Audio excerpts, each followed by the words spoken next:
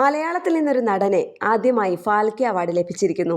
മലയാളത്തിന്റെ പ്രിയ നടൻ മോഹൻലാലിന് ഇന്ത്യൻ ചലച്ചിത്ര രംഗത്ത് നൽകുന്ന ആജീവനാന്ത സംഭാവനകളെ മാനിച്ചു നൽകുന്ന പരമോന്നത പുരസ്കാരം ലഭിച്ചതിൽ മലയാള നാടൊട്ടാകെ അഭിമാനത്തേറിയിരിക്കുന്നു. വിനയത്തോടുകൂടി ഈ പുരസ്കാരം സ്വീകരിക്കുന്നു.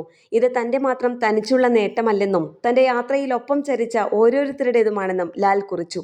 കുടുംബം, പ്രേക്ഷകർ, സഹപ്രവർത്തകർ, സുഹൃത്തുക്കൾ, അഭ്യുദയകാംക്ഷികൾ എന്നിവരുടെ സ്നേഹവും വിശ്വാസവും പ്രോത്സാഹനവും തന്റെ ശക്തിയായി ഇന്നിലേക്ക് രൂപപ്പെടുത്താൻ കൂടെയുണ്ടായിരുന്നുവെന്നും ആ പരിഗണനയെ ഹൃദയം നിറഞ്ഞ നന്ദിയോടെ ഈ അംഗീകാരം സ്വീകരിക്കുന്നുവെന്നും അദ്ദേഹം പറഞ്ഞു. സിനിമ, രാഷ്ട്രീയ, സാംസ്കാരിക രംഗങ്ങളിലെ പ്രമുഖർ അദ്ദേഹത്തിന് അഭിനന്ദനങ്ങൾ നേർന്നു. 1969 കേന്ദ്ര സർക്കാർ ഏർപ്പെടുത്തിയ പുരസ്കാരത്തിന്റെ ആദ്യ ജേതാവ് ചലച്ചിത്ര താരം ദേവിക റാണിയായിരുന്നു. 55ാമത് പുരസ്കാരമാണ് ഇപ്പോൾ മോഹൻലാലിന് ലഭിച്ചിരിക്കുന്നത്. 2004 ഫാൽക്കെ പുരസ്കാരം 2005 അടൂർ ഗോപാലകൃഷ്ണനിലൂടെയാണ് മലയാളത്തിന് ലഭിച്ചത്. ഇപ്പോഴിതാ നടനവിസ്മയം മോഹൻലാലിലൂടെയാണ് ഈ പുരസ്കാരം വീണ്ടും മലയാള മണ്ണിലേക്ക് എത്തുന്നത്. എന്റർടൈൻമെന്റ് ഡെസ്ക്, കേരള പ്രണാമം.